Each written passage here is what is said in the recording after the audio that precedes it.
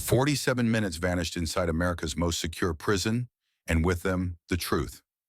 In a city burning for answers, Congresswoman Jasmine Crockett faces off against former security chief Kash Patel under the blinding lights of Washington. Secrets, power, and silence collide as the nation watches every breath, every word. When justice goes dark for 47 minutes, who dares to turn the lights back on? The Rayburn hearing room blazed under harsh white lights, cameras whirred red dots blinking like sniper sights. The chair's gavel slammed once echoing through the chamber. This hearing will examine detention conditions at the Metropolitan Correctional Center, his voice thundered. Every reporter froze. Even the air felt wired with tension. Jasmine Crockett sat tall, unmoving, a storm wrapped in calm. In front of her lay a thick black binder marked Cell 219, internal log. Her fingers rested on it like it held a detonator. Across the aisle, the doors burst open. Kash Patel, 2 minutes late, black suit, red tie, smirk, sharp as a blade. He walked in slow, soaking up the lights like he owned the room. Cameras zoomed tight. Jasmine didn't blink. Her voice cut through the silence. Mr. Patel, on the night of August 10, 2019, the surveillance on Tier B went dark for 47 minutes. Were you aware of that ripple of gasps? The sound of typing exploded. Patel's grin faltered. The nation held its breath. Those 47 minutes had just come back to life, and they were about to burn. The lights in the hearing room dimmed slightly as Jasmine gave a subtle nod to the technician. The massive screen behind her flickered to life, showing a glowing digital timeline. At the top, bold letters read, Camera 219, signal loss, 2:33, 3:20 a.m. The room fell silent, except for the hum of the projectors. Jasmine's voice was calm, but carried a blade's edge. Let the record show, she said, this footage, 47 minutes, was missing from the surveillance archive. Every camera in the room turned toward Kash Patel. His jaw tightened, but he said nothing. The chair gestured. Proceed, Congresswoman, Jasmine signaled the clerk. Papers rustled. Read the incident report from Officers Morales and Denning. The clerk's voice shook as she read, both officers admit to having fallen asleep during the period in question. A wave of murmurs swept across the audience. Patel leaned forward, speaking over the noise. No one did anything intentional, he said, voice rising. The system failed. We were underfunded. You can't blame people for hardware errors. Jasmine didn't flinch. Her eyes locked on him, cold as glass. Her reply landed like a hammer. A system short on funding doesn't cut its own power, Mr. Patel. Gasps rippled through the chamber. She turned back to the screen, tapping a remote. 3 still photos appeared, each one taken minutes apart inside Cell 219. The first showed a folded bedsheet in the corner. The second, the sheet gone. The third, the sheet reappearing, but in a different position, the corner of the mattress lifted. Explain this, Jasmine demanded. Who moved the evidence before the FBI arrived? Cameras flashed. Patel's fingers tightened on the table, knuckles white. He snapped back, his tone sharpening. You're politicizing a tragedy. This is not justice.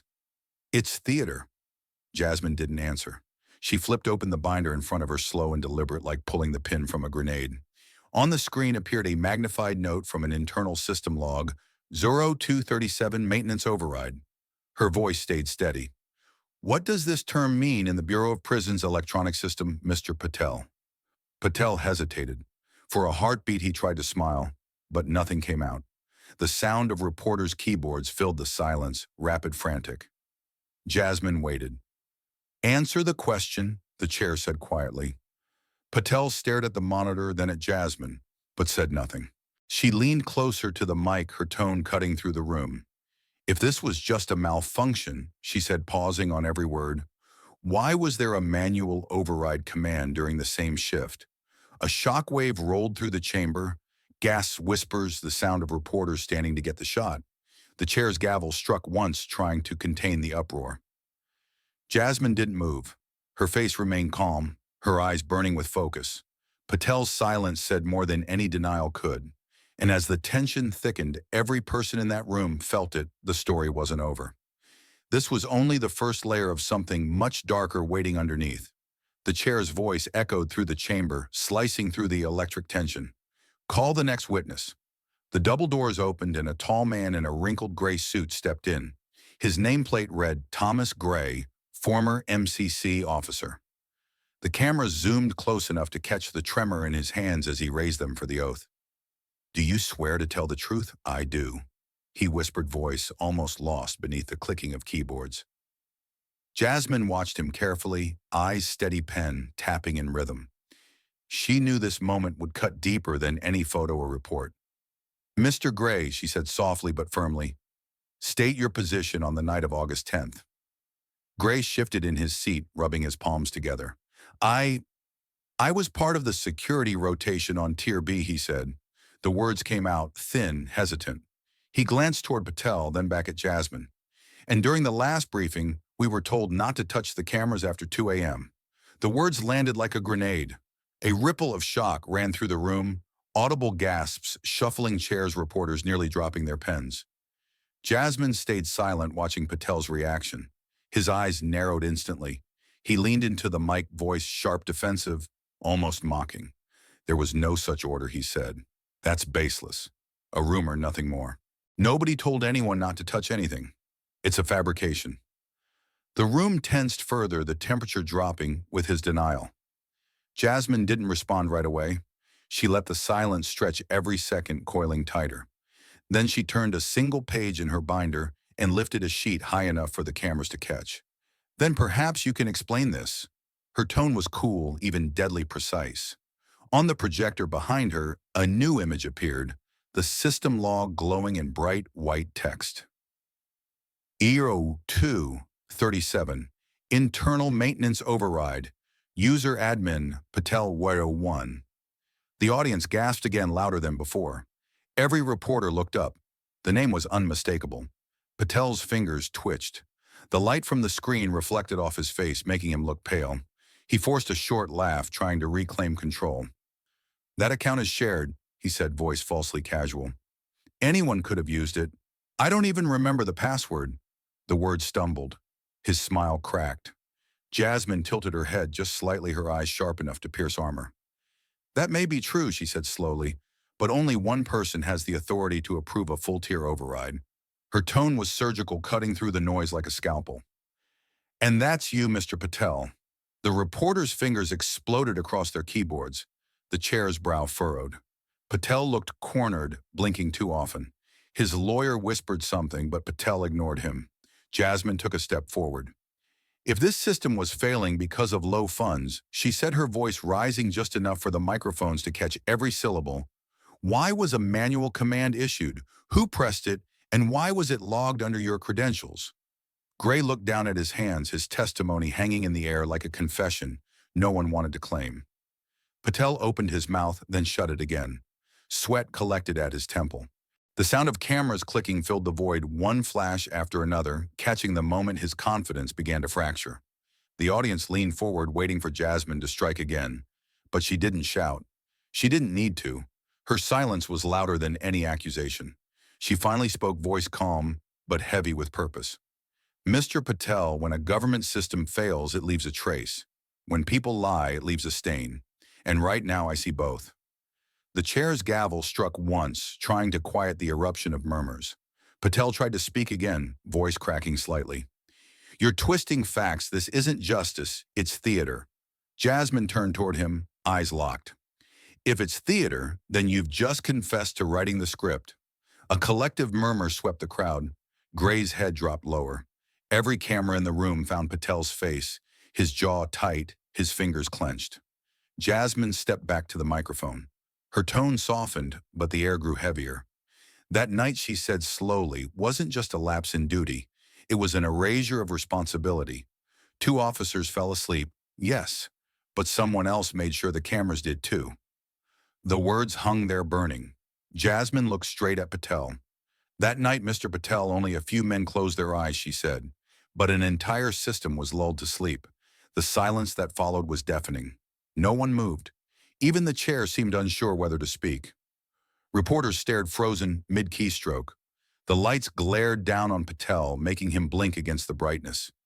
He looked small now, not powerful, not untouchable, just cornered. Jasmine gathered her papers, calmly sliding the folder shut, with a sound that echoed like judgment. The hearing room was dead quiet except for the hum of the live broadcast. She didn't look at Patel again. She didn't have to. His silence was her victory. And as she turned slightly toward the chair, the nation watching through millions of screens felt the shift. Jasmine Crockett was no longer just a congresswoman asking questions, she was a prosecutor exposing rot. And somewhere deep inside that silence, everyone realized this was only the beginning. The room was already tense when Jasmine raised her hand toward the sound technician. "Play the audio," she ordered. The lights dimmed slightly, and a low static filled the hearing room speakers. Then through the fuzz came the unmistakable voice of a man on a radio.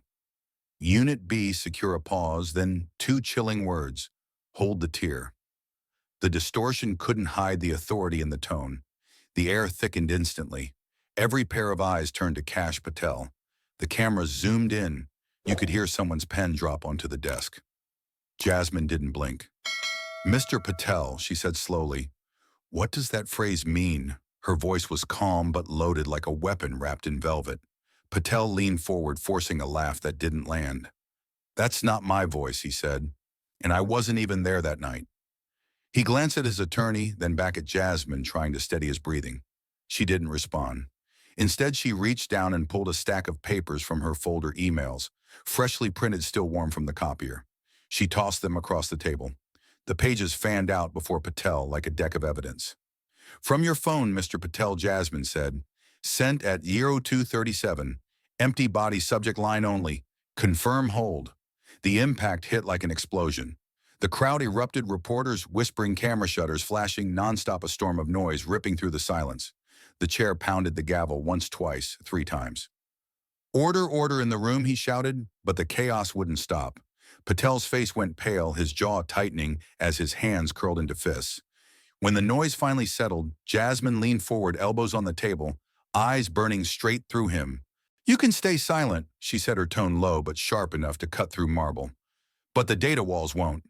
They're speaking louder than you think." Gasps filled the chamber again. Patel blinked hard, his composure slipping away. His attorney whispered something frantic, but Patel pushed the papers aside, voice breaking. "Stop the playback," he barked. "This violates my right to privacy." He looked at the chair for help, but the chair's expression was unreadable. Jasmine didn't even flinch. "Privacy," she said, rising slowly from her seat. Her voice grew stronger with each word. "Privacy is not a shield for those who hide in the dark. Privacy protects the innocent, not the cover-up." Her words struck the room like gunfire. Every camera caught her face, steady, fierce, illuminated by the glare of truth. Patel slammed his palm on the table. "You're out of line," he shouted. Jasmine shot back immediately, her tone calm, lethal. "So was the camera system at 2:33 a.m., Mr. Patel. Out of line and offline." The crowd murmured again, the tension rising like a storm surge. The chair's gavel cracked against the desk. "Both of you, enough." But the damage was done. Patel leaned back, breathing hard, glaring at Jasmine, as though he could will her into silence. She just stood there, composed, a quiet defiance radiating from every inch of her. Her voice dropped to a whisper that somehow filled the entire hall. "You can erase footage, you can delete emails," she said, "but you cannot rewrite time." The audience was spellbound. Even the reporters stopped typing. The silence that followed was eerie, thick, vibrating, heavy with consequence. Jasmine slowly sat back down, closing her folder with deliberate calm. "For the record," she said, "this is not about one man's privacy. It's about accountability. It's about what happens when truth is replaced by convenience." Patel said nothing. His eyes darted toward the exit, then back to the screens, still showing the waveform of the recording frozen mid-sound. Jasmine exhaled quietly, her tone steady, but edged with finality. "The phrase, 'hold the tear,' didn't come from a ghost," she said. "It came from someone who wanted to control what America would never see." The chair looked down at his notes, unsure how to follow her words. The tension had gone beyond politics. It was moral now, spiritual even. Patel stared ahead, face stiff, but his hands betrayed him, trembling slightly under the table. Jasmine glanced at him one last time. "Mr. Patel," she said softly, "the truth doesn't need permission to speak." The room went dead still again. You could almost hear hearts beating. Then with one final strike, Jasmine ended the segment, Privacy, she declared voice, echoing across the chamber, cannot be used to hide the darkness of justice. Every camera flash lit her face like lightning before a storm. Patel sank back in his chair, eyes hollow. The crowd didn't move, didn't breathe. The chair finally leaned into the mic, his voice subdued. The committee will take a brief recess. The gavel hit once more, but the echoes didn't fade. They lingered like the last words of a warning the country couldn't ignore. And as Jasmine gathered her notes, the nation watching could feel it. The hearing had changed shape. It was no longer about wires, cameras, or logs. It was about trust itself. The battle had shifted from technology to truth, from systems to souls. The room was hot with tension, the lights glaring like interrogation lamps. Patel leaned forward, his tone sharp, his confidence forced. "There's no proof Epstein was harmed," he said, voice rising above the murmurs. "This is political theater, not an investigation. You're spinning conspiracy out of tragedy." His words cut through the microphones, echoing across millions of screens. For a moment, the hearing felt like a dual truth against deflection. Jasmine didn't blink. She waited until the last echo of his voice faded before she spoke. She opened a folder with the seal of the Department of Justice, the gold emblem, catching the light. "Then let's read the official report," she said, her voice steady but dangerous. From the DOJ Office of Inspector General, page 37. Systemic surveillance failures, falsified logs, and deleted footage overlapping key timeframes. The words hit like a punch. Patel's expression tightened. Jasmine raised her eyes. "If this was just a normal failure, Mr. Patel, why hasn't anyone been disciplined?" The question dropped like a blade. Cameras zoomed closer. The entire room froze. Patel adjusted his tie, his smirk trying to return but faltering. "Because no one is guilty," he said through clenched teeth. "Mistakes don't make criminals." His voice carried an edge of desperation, a defense rehearsed one too many times. Jasmine leaned forward, her elbows on the desk, her tone low and lethal. "There are no guilty men," she said, each word deliberate, "only those who haven't been caught yet." The line hit like thunder. A gasp rolled through the chamber. Reporters' fingers exploded over keyboards. The chair's gavel struck once, but it barely registered through the rising noise. The lights from the cameras flared, slicing through the heavy air. Their faces, hers calm and sharp, his tight and sweating, reflected in the glass panels behind them, like twin weapons. The screen behind Jasmine displayed the DOJ chart of missing footage, a red line marking 47 minutes of darkness. The network's broadcasting live switched angles every few seconds, her eyes, his jaw, the document, the clock. It was no longer a hearing. It was a national confrontation. Patel tried to speak again, but his voice cracked mid-sentence. The microphones picked up everything, the strain, the hesitation, the crumble. Jasmine didn't move.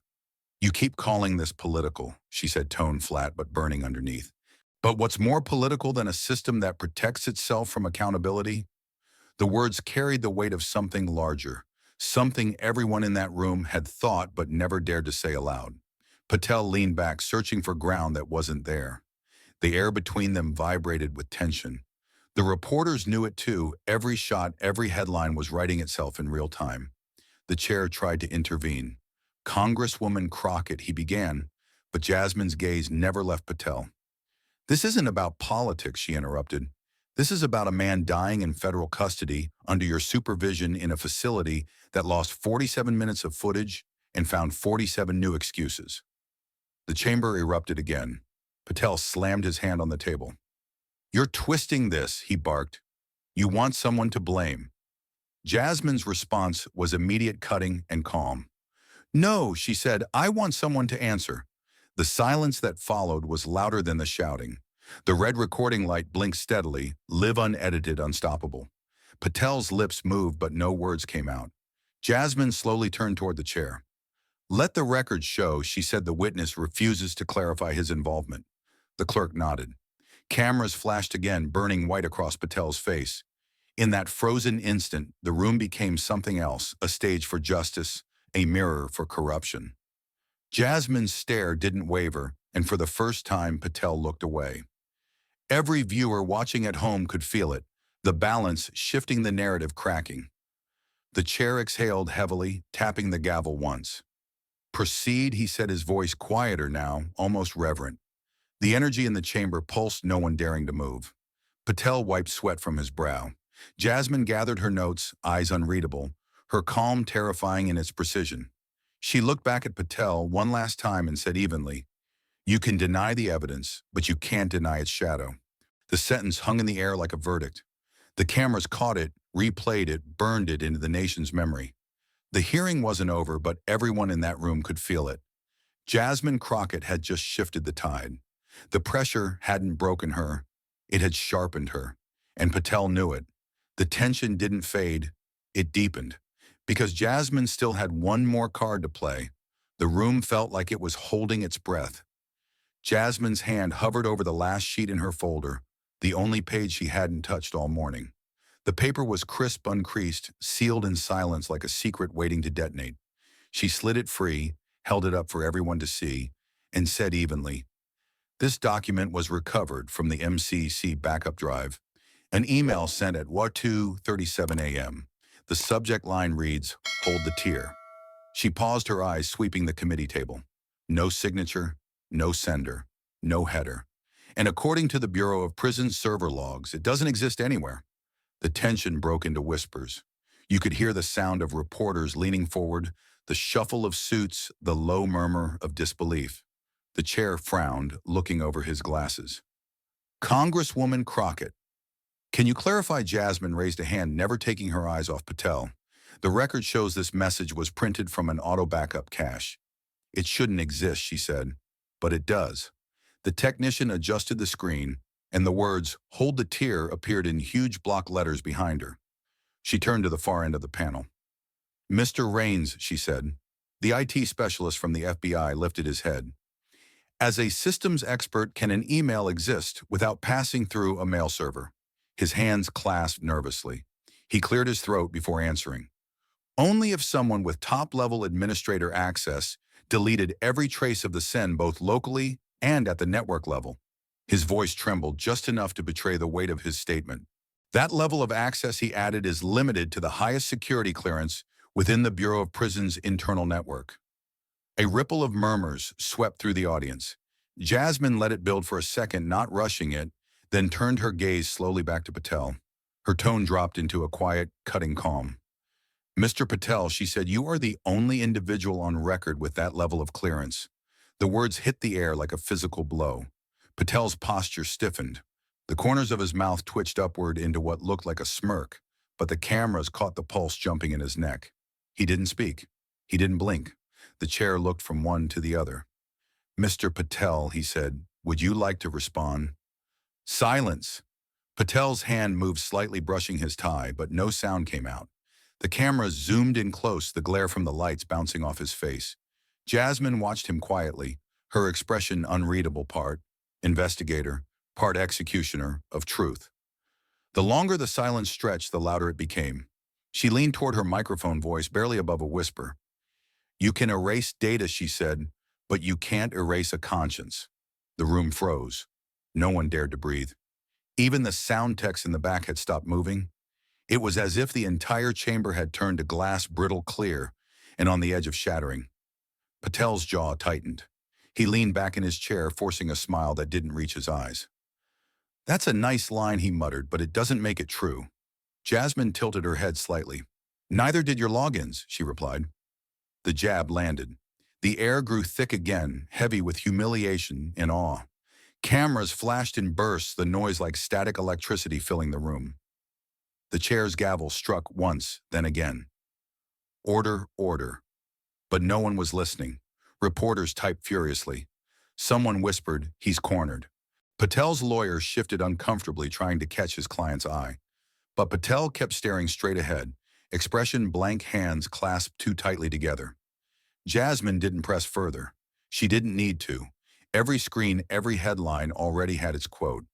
The chair finally spoke, his voice cautious. "Let the record show the witness has chosen not to respond." His words echoed against the chamber walls. Jasmine slowly placed the paper back into her folder, smoothing it down with deliberate precision like sealing evidence in a vault. The silence that followed was unbearable, a silence that screamed louder than any accusation. Somewhere in the back row, a reporter whispered into her mic, This is it, the turning point. The words weren't meant to carry, but they did. The entire room felt it, the shift, the crack, the truth breaking through the seams of procedure. Patel shifted again, shoulders rigid. Jasmine kept her eyes forward, calm and composed. The chair exhaled into his microphone. "We will recess for 10 minutes," he said quietly. But even as he spoke, nobody moved. The cameras stayed locked, the red light blinking. Jasmine sat still, eyes lowered now, the paper resting on the table before her like a loaded weapon. Outside the chamber, the world was already erupting, phones buzzing, networks, breaking news alerts, the phrase, "Hold the tear," flashing across live broadcasts. But inside in that sealed, frozen room, no one spoke. The only sound was the faint hum of the microphones carrying silence to millions. And in that silence, justice began to breathe again. The hearing room felt heavier than air. Patel exhaled hard, his chest rising and falling as he reached up and unclipped his microphone. The faint metallic click echoed like a final heartbeat. Cameras tracked his every move. Sweat glistened along his hairline. Jasmine sat across from him, calm, composed, hands folded neatly over the black folder that had dismantled his certainty piece by piece. Her eyes followed him, not with anger, but with a cold steadiness that felt almost surgical. When she finally spoke, her voice was low and deliberate. "We're not chasing a corpse," she said. "We're chasing the truth." A ripple moved through the chamber, reporters frozen mid-keystroke, aides pausing their whispers. Patel tried to force a smirk, the same one he had worn at the start of the hearing, but now it faltered. "Truth," he said, almost laughing, "is a dangerous weapon, Congresswoman." His tone wavered, trying to turn charm into control, but it sounded hollow. Jasmine didn't move. She leaned toward the microphone, eyes steady. "In silence," she replied as its accomplice. The words landed like a gavel. For a moment, it wasn't politics anymore, it was judgment. The chair cleared his throat. "Congresswoman Crockett," he said, "are you making a motion?" Jasmine nodded once. "Yes, Mr. Chair," she said firmly. "I move that this committee formally request the Department of Justice to reopen the MCC surveillance file, specifically the events of August 10th, 2019. The room stirred. Some members exchanged wary looks. Others straightened in their seats. Everyone knew this was no small motion. It was a spark aimed at dry timber. The chair hesitated for only a second, then nodded slowly. "So ordered," he said. The gavel came down hard, 3 sharp strikes that cut through the silence like thunder. The hearing was officially over, but no one moved. Patel stood from his seat, adjusting his jacket with shaking hands. The air crackled with noise as reporters lunged forward. The first flash of a camera exploded against his face, then another and another. The hallway outside roared with voices. Security moved to guide him out, but the lights followed, swallowing him whole. Every step he took was punctuated by the click of a shutter, every question hurled at him, drowned in the blinding storm of white. Inside the chamber, Jasmine didn't move. She remained seated, her shoulders still, her expression unreadable. The crowd around her began to disperse, aides stacking folders, technicians pulling cables, but she sat unmoving as if time had slowed. On the giant screen behind her, the static-filled footage still glowed faintly. Across the black display, white text blinked in harsh, unblinking font. "No signal, O2, 33, 03, 20. The glow lit her face in pale light, flickering like a candle in a dark room. She stared at it not as evidence, but as a wound that still refused to close. The chair gathered his notes quietly, glancing at her from across the table. He seemed to want to say something, then stopped. Around them, the echoes of the hearing still lingered, the scrape of chairs, the muffled coughs, the hum of cooling equipment. But the words, the accusations, the silences, they stayed suspended in the air, too heavy to fade. Jasmine finally leaned back slightly, her hand resting on the folder labeled Cell 219. The last of the crew switched off the broadcast lights one by one. Each click drew the room deeper into shadow until only the glow from the monitor remained. Jasmine's reflection appeared faintly on the glass, framed by the words, "No signal." She whispered almost to herself, 47 minutes, as if reciting a ghost story America still couldn't stop telling. Outside, the noise grew distant, shouted questions, car engines, the clamor of a world reacting. But in that room, there was nothing left except the hum of old machines and the faint flicker of dead pixels. Jasmine didn't smile. She didn't celebrate. She simply breathed in the silence, the kind that comes after truth has been spoken, but before justice begins. The camera crews had gone. The microphones were unplugged. Yet something in the air remained alive, like the moment before a second lightning strike. Jasmine stood at last, gathering her notes with slow precision. She looked once more at the words on the screen, that haunting timestamp frozen forever, between 2:33 and 3:20. Then the lights flickered one last time, quick, sharp, like a pulse refusing to die. The screen went dark. And in that darkness, America could still feel it, the 47 missing minutes that refused to end. The headlines hit like sirens across every screen. Jasmine Crockett reopens the Epstein case FBI question. Chyrons blazed in red anchors, speaking fast over looping footage of the hearing room's harsh white glare. Clips replayed Jasmine's line again and again. "We're chasing the truth." Talk radio hosts shouted over each other, callers buzzing in with quaking voices, some furious, some relieved that someone had finally forced the door open. Nightly newscasts rolled tape of the giant monitor frozen on no signal 02:33:03:20. The country didn't blink. It pressed its face closer to the glass. In city squares and small-town diners, the argument lit like dry brush. One side filled the sidewalks with homemade signs and steely chants. Transparency. Now strangers raised their phones, filming themselves as they pledged to demand answers from anyone who took an oath. The other side folded arms and shook heads, muttering, "Stop digging too deep into the past," as if the past were a grave that would pull the living under. Families split at dinner tables. Group chats turned into skirmish lines, the blue text bubbles marching like infantry. A nation that loved mysteries felt one staring back.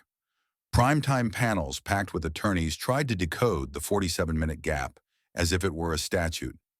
If logs are missing and overrides exist, we have chain of custody concerns, one defense lawyer said, tapping the desk for emphasis. A civil rights litigator leaned in and answered, "And when oversight fails, the harm multiplies for the people with the least power." On a separate feed, a compliance expert pointed at a graphic of layered authorization, saying, "This is not a single switch, it's a ladder you climb." Producers dropped lower thirds that read, "Systemic oversight, manual override, and public trust on trial." The language of law became the language of urgency. Victims came forward with deliberate, shaking voices, but they came. A woman with a blurred face said, "What failed in that prison failed us first," and the studio went silent. An advocate for survivors added, "We are not asking for vengeance. We are asking for daylight." The camera cut to a former inmate who had served months in isolation. "When the light goes out, anything can happen and no one has to answer." That sentence echoed through comment sections like a bell. The line between private suffering and public interest thinned to a thread. Former prison staff showed up on morning shows with their IDs still in dusty wallets. One retired sergeant said short staffing is real, but short conscience is a choice. Another, eyes wet, stared into the lens and admitted, "I filed reports that vanished. That shouldn't be possible, but it happened." A maintenance tech traced a finger along a printed diagram, explaining how overrides get signed, logged, and reviewed if the system is honest. He paused, then added, "if." Producers cut to an empty chair labeled, "Bureau spokesperson declined." Viewers leaned closer to hear what wasn't said. Backstage, Jasmine's office transformed overnight into a sorting room for a country's conscience. Mailbags arrived with ink-streaked envelopes, the paper gone soft from travel and hands. Interns stacked bundles on tables, reading lines that made them swallow hard. "Thank you for saying what we couldn't," one letter read in handwriting that sloped downward like a sigh. Another said, "My brother died in custody. We never learned why." Every stack held a tremor that no statistic could capture. The letter that shook everyone came from a mother in Ohio who had folded her grief into 3 tidy paragraphs. "I lost my son in a county jail," she wrote, and no one would tell me what the camera showed. She described the drive home from the mortuary as a road that never ended. "When you said, 'We're chasing the truth,' I felt my lungs finally fill," she wrote. The ink had bled in 2 places as if raindrops had fallen on the page. It was not rain. Aides began cataloging messages by themes: accountability, relief, anger, fear, and something that felt like prayer. They put a sticky note on one box that read, "Say this every time," and inside were dozens of cards repeating the same sentence: "No one deserves to die in the dark." The phrase leaped from envelopes to posters, from posters to hashtags, from hashtags to the cadence of chants on courthouse steps. It was printed on shirts in block letters, the kind that don't apologize. It sounded like a benediction, but it worked like a demand. Cable producers spliced Jasmine's lines into montages that gave people goosebumps. We're not chasing a corpse. We're chasing the truth, cut over slow-motion shots of the gavel. And silence is its accomplice, landed against B-roll of the blacked-out screen. Commentators argued about tone and timing, but the message traveled past them like a freight train. A veteran broadcaster said, "I've covered hearings for 30 years. This one didn't end when the gavel fell." Viewers in living rooms nodded like witnesses. Patel disappeared from the airwaves with a vanish so sudden it created wind. His last public sighting was a blur through tinted glass camera flashes, ricocheting like hail. Producers left empty squares on split screens where his face once sat, the lower third reading, no response. "He's protecting his family," one pundit said. "He's protecting himself," another replied. The silence he chose made more noise than any denial. Rumors stepped into the vacuum, loud and confident. Sources say he has been called back behind closed doors. One anchor announced, eyebrows lifted, caveats attached. "We cannot confirm a subpoena," another host warned, but the timing suggests movement. Twitter threads traced alleged escorts through side entrances and service elevators. A string of black SUVs became a narrative all by themselves. The country's rumor mill spun like a turbine that had finally found its wind. Institutions felt the heat and tried to look cool. A statement hit inboxes with the bland perfection of bureaucratic prose. "We are reviewing the matter and will cooperate as appropriate." The sentence was so careful it squeaked. Unions issued their own responses, separating honest officers from systemic failures with a surgeon's language. "We do not defend negligence," one press release read, "but we demand safe staffing and clear protocols." The debate sharpened rather than softened. On local news, county commissioners called emergency sessions to audit detention infrastructure. In state houses, freshman legislators dusted off oversight bills that had slept in drawers. "We need dual storage systems," one said, and independent retention audits. A retired judge went on a Sunday show to say, "Transparency is a discipline, not a press release." The word discipline landed like an invitation to grow up. Then Congress moved quickly enough to surprise itself. Cameras captured the moment a joint resolution crossed the center aisle, a handshake becoming the day's strangest picture. "We announced the formation of the Federal Detention Oversight Committee." The sponsor declared, voice steady but eyes bright. The committee's mandate appeared on screens in clean serif-type independent inspections. Subpoena power for logs and backups, mandatory reporting of outages, and a federal portal for family access to death in custody records. For the first time in years, the word oversight had teeth you could see. Even its enemies respected the bite. The hearing's images returned as teaching tools in classrooms and precincts. In a criminal justice seminar, a professor paused the no-signal frame and asked, "What is the moral meaning of an outage?" A student answered, "It means the story is interrupted," and another added, "It means someone chose who gets to narrate." Across the country, new cadets sat through a module called "When the Camera is You." They took notes as if the test had already begun. Church basements and union halls hosted open records clinics on Friday nights. Volunteer lawyers explained how to file FOIA requests in plain English. "Say what you want, not what you feel," one attorney coached and never apologized for asking. A retired warden surprised everyone by standing to say, "If I'd had stronger oversight, I would have slept better."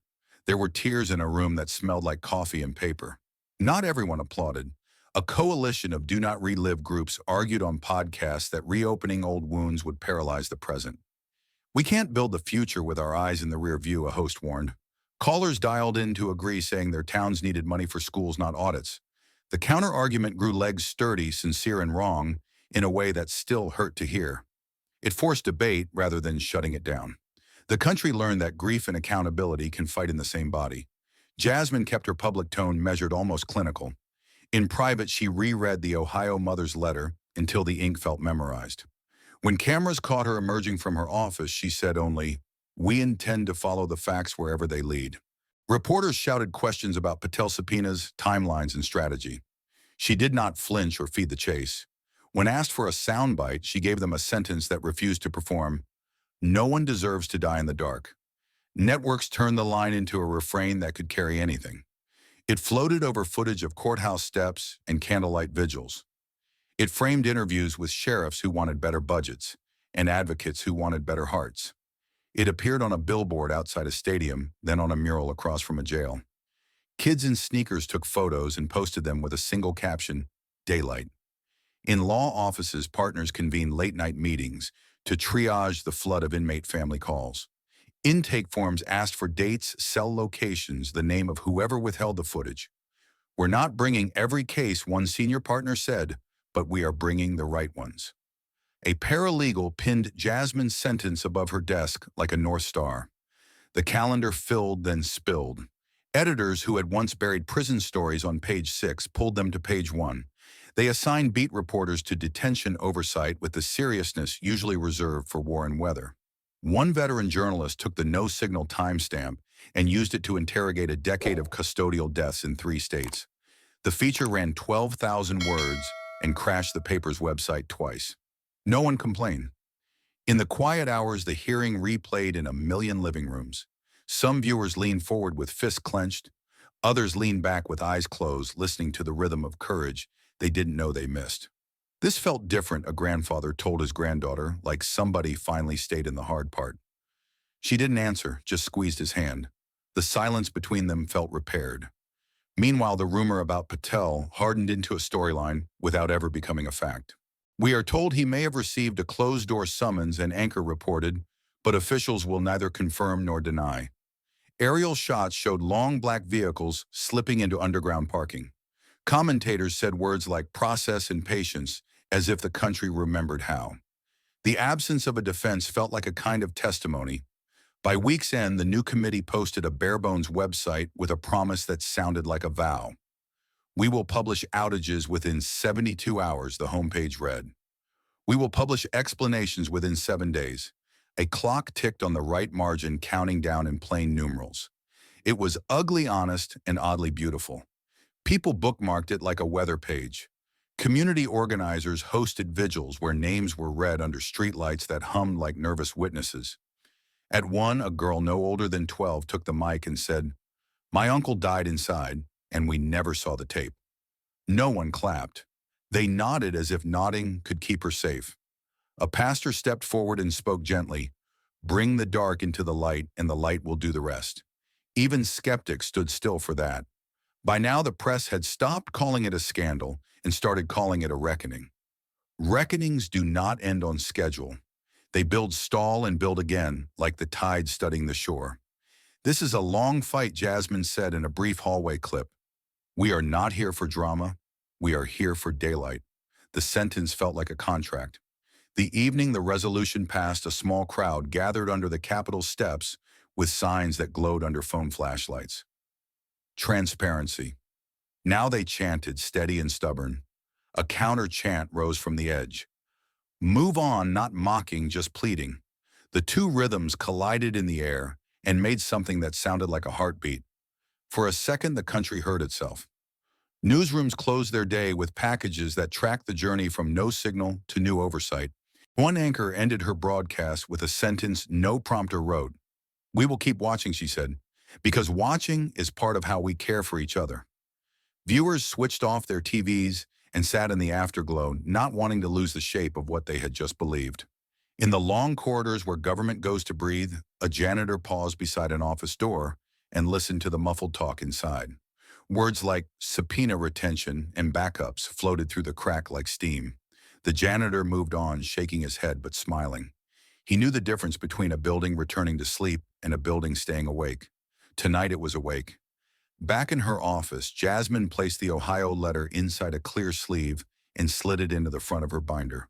The page faced outward so its words would look at her every time she opened it.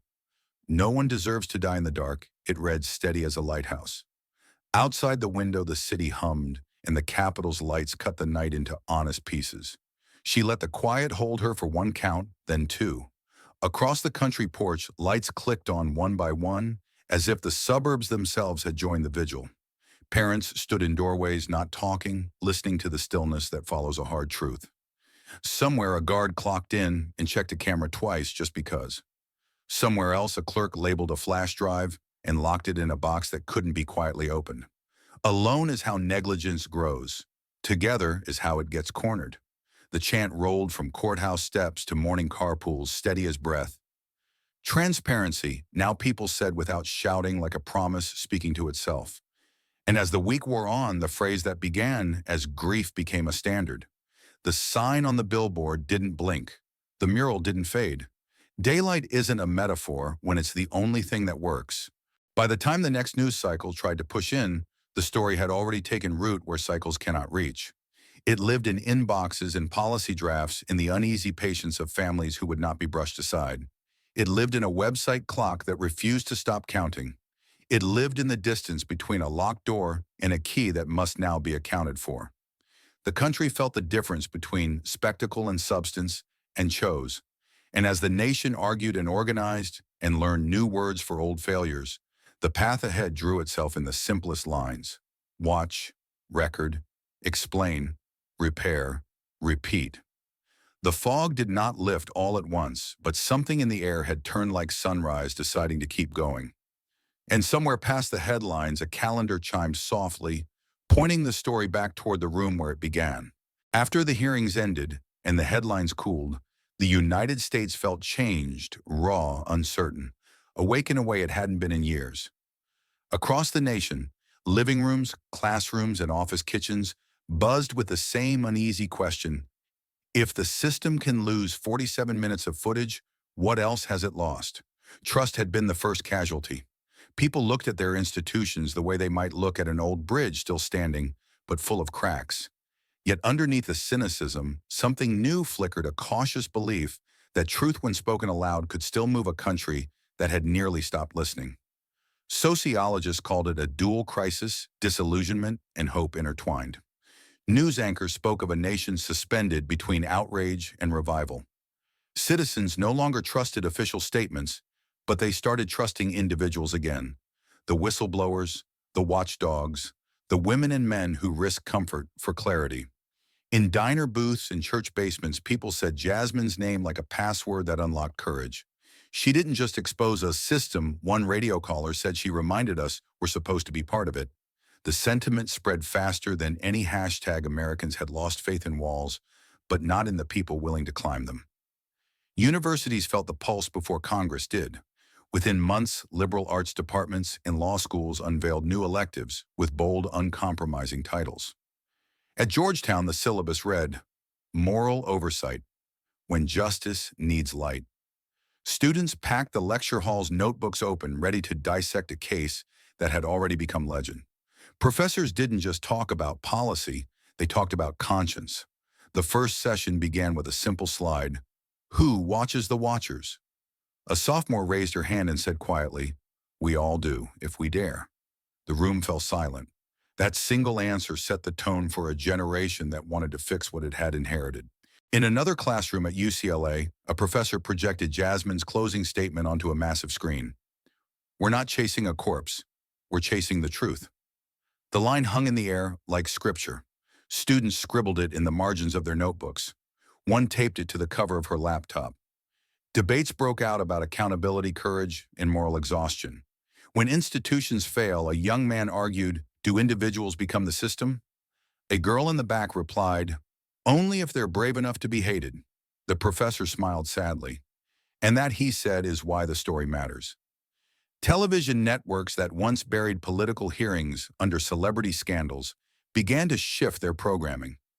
Producers realized people wanted to see integrity, not spectacle. News specials revisited Jasmine's investigation, not as gossip, but as a turning point in civic ethics. A primetime interviewer invited her back into the studio, the lights softer now, the audience quieter. "Congresswoman Crockett," the anchor began, "why did you decide to reopen a case?" Everyone wanted to forget. Jasmine's eyes didn't flicker. "Because I don't believe truth should die with the people who tried to bury it." The crowd in the studio went completely still. The interviewer whispered, "You knew it would cost you." Jasmine nodded once. "Everything worth doing does." The clip went viral overnight, not because it was dramatic, but because it was true. People replayed it not for entertainment, but for strength. Comment sections filled with messages from nurses, soldiers, janitors, and teachers, everyday citizens who saw in her something familiar, the exhaustion of doing the right thing when no one claps. A truck driver wrote, "She said what my father used to say, truth doesn't retire." A retired police officer posted, "Maybe we needed a politician to remind us what accountability sounds like." The internet for once didn't argue, it just shared. As the public's focus shifted from scandal to solution, agencies across the country scrambled to repair the damage, real and symbolic. Federal prisons began installing dual storage surveillance systems where every frame of footage was automatically backed up in an off-site server beyond the reach of local administrators. A memo from the Bureau of Prisons leaked to the press, no deletion privileges permitted at the facility level. For the first time, oversight meant something tangible, hardware, not just headlines. State jails followed suit.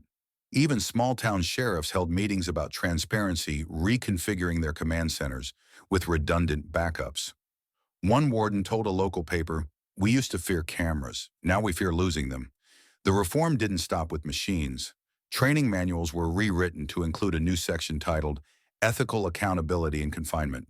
Instructors told recruits, "The camera isn't watching you, it's protecting you." Within months, the ripple had reached the private prison sector, where CEOs began to sense public patience running out. They rolled out press statements filled with phrases like commitment to visibility and citizen trust, but for once, the words weren't entirely hollow. Their contracts depended on it. The story crossed oceans. In London, Parliament held a debate on transparency in state custody, citing the Crockett precedent. In Paris, editorial pages praised the American courage to confront its own machinery. Even in countries less inclined toward introspection, the phrase, "no one deserves to die in the dark," began appearing in protests in public forums. Human rights NGOs adopted it as a slogan for new campaigns against extrajudicial detention. A journalist in Nairobi wrote, "What began as an American scandal has become a global standard." Back home, sociologists and theologians started using Jasmine's hearing as a case study in moral endurance. Every generation has a moment when its faith in fairness breaks, one professor wrote, and someone must hold the fracture long enough for it to heal. The hearings, he argued, didn't restore trust in government, they restored trust in conscience. Ordinary people began re-engaging with civics, volunteering for watchdog groups, showing up at local council meetings that used to be empty.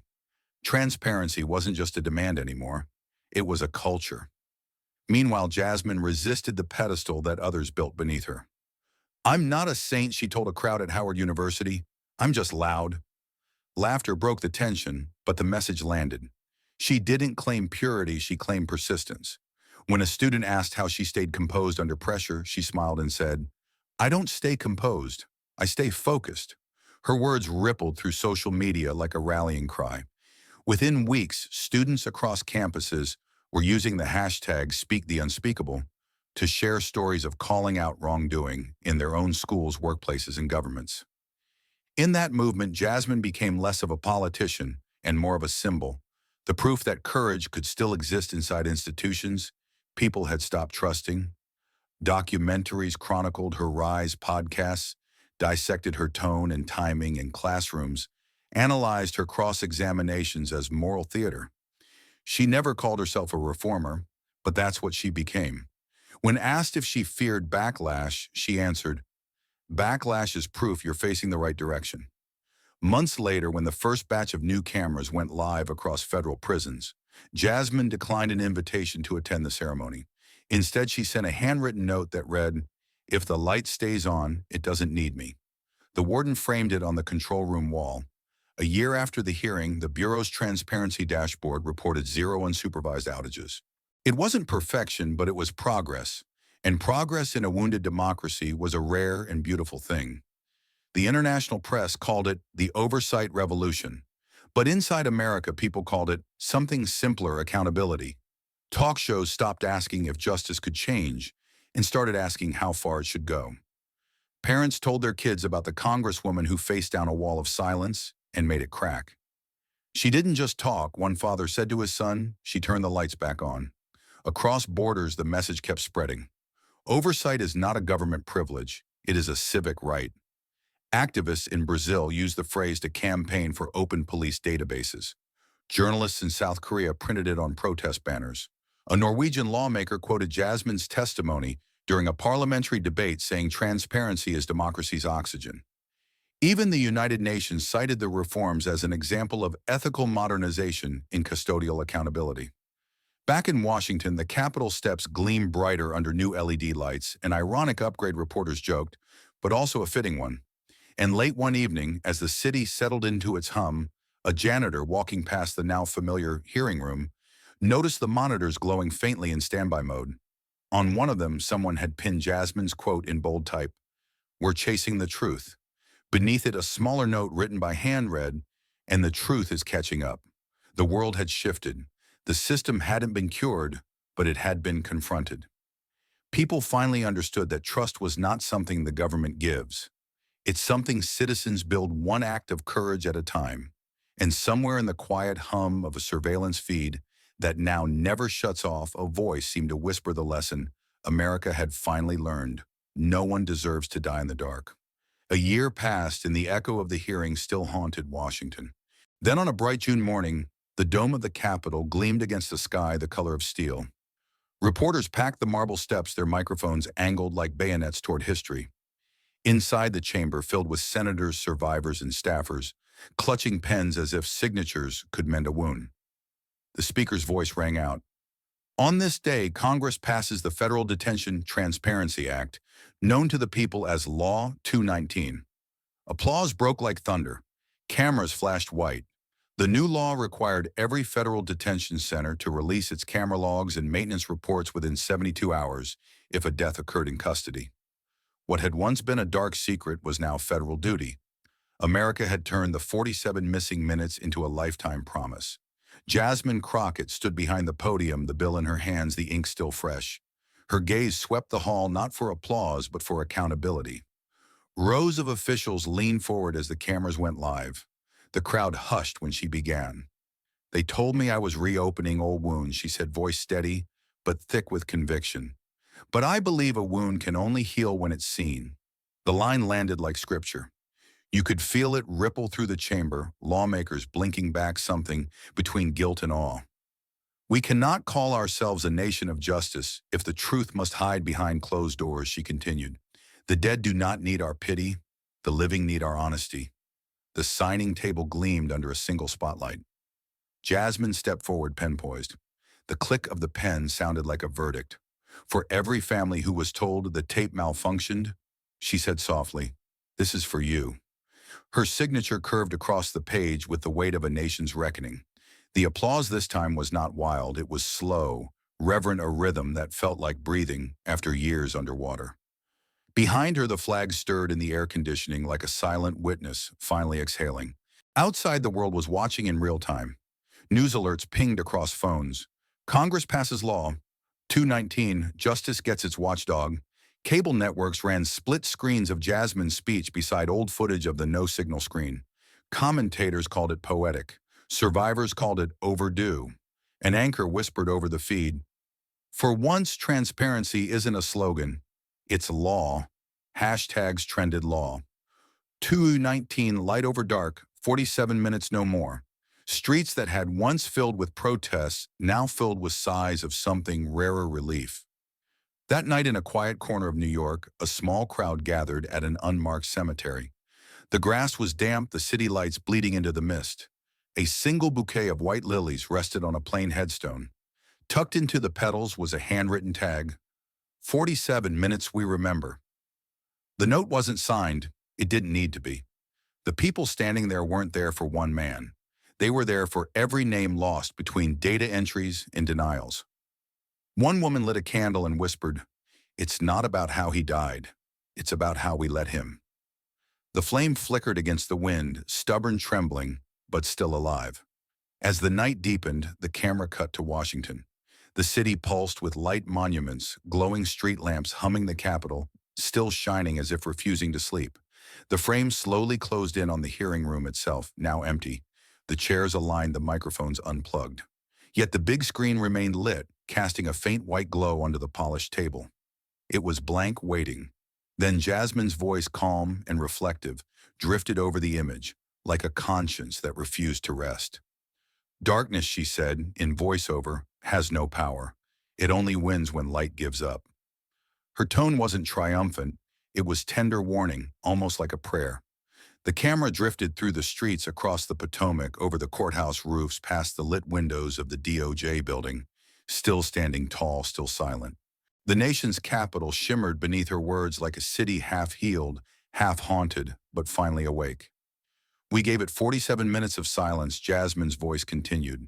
Now we owe it a lifetime of truth. The screen faded to black. A moment of stillness, the kind that makes the audience forget to breathe. Then white text appeared, stark and unadorned, based on true events. The hearing remains open pending official response from the Department of Justice. The last note of ambient music hung in the dark, low, steady, unresolved, like a heartbeat refusing to stop. For a moment, nothing moved. And then, almost imperceptibly, a soft sound, the hum of a camera clicking on. The audience couldn't see it, but they could feel it. The light had come back. Outside the Capitol, lights burned through the night, their reflections trembling across the river. Somewhere inside, a janitor paused to watch the glow and whispered, "Don't let it go dark again."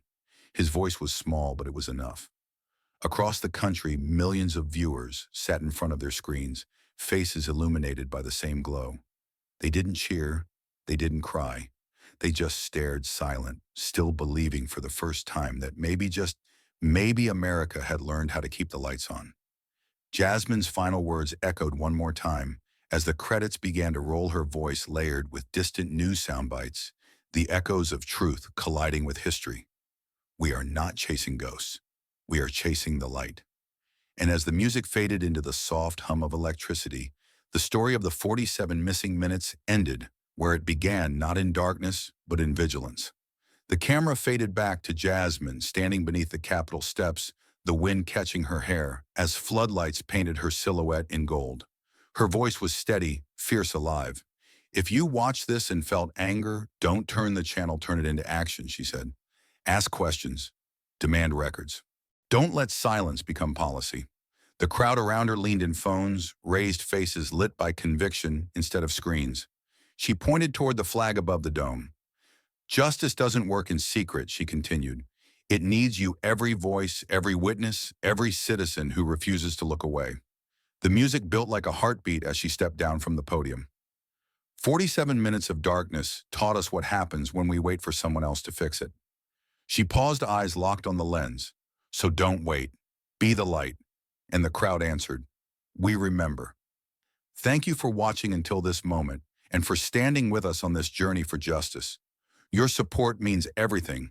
Like, subscribe, and turn on notifications so you never miss what's next. And we'd love to hear your thoughts. Leave a comment below and let us know what moved you most in this story. Together, our voices make a difference.